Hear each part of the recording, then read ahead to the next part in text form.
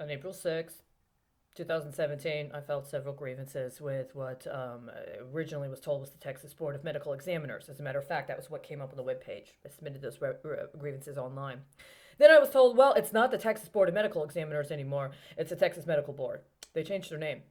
What they did not tell me is that there was something called the Texas State Board of Medical Examiners that had a case involving a man named Hugo Ramirez, and that they were going to use the kidnapping of me and other things associated with it, including my efforts at exercising my rights to due process, as a part of a long-term bond scam to flip that named association with Ramirez to being about, among other things, firefighters accused of child sex predation.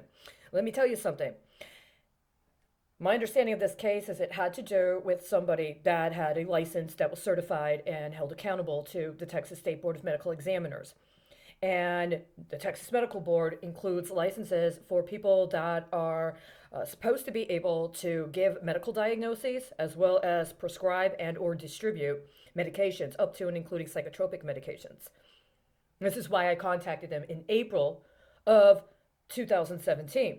But what has happened in the meantime is that they have flipped it to have something to do with ensuring that people that need to get certification in how to handle hazardous materials at potentially one of the highest levels of risk one can have, which is being involved with the fire department, are allowed to be coded for the purposes of pension obligation bonds associated with another public agency. It also is something that has high risk associated with it, namely the police, to be underwritten in connection with a charge and a warrant being issued for the arrest of somebody that works for the fire department, has the same named reference, and is accused of engaging in online recruitment of a minor for the purposes of sexual activity.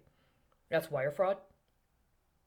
That's child sex solicitation of prostitution from a minor, at the least.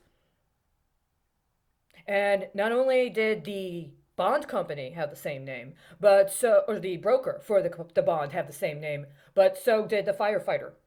And in between, when I attempted to present a court filing regarding that specifically, the state of Texas alone had to shut down 3 hospitals because there were children at alleged mental health facilities engaging in inappropriate sexual activity with other children and or being exposed to inappropriate sexual activity because of people that would have been certified or held accountable under the Texas Medical Board. That's all you need to know. Who from the Texas Medical Board contacted me? Who from the State Bar of Texas has contacted me? Who from the Texas Insurance Commission has contacted me? Who from the Attorney General's Office of Texas has contacted me? Who from the Supreme Court of Texas has contacted me? Well, let me see if I get their campaign materials in the mail today, or if somebody ends up swapping that out for something else. It's 3:41 p.m. in Texas right now.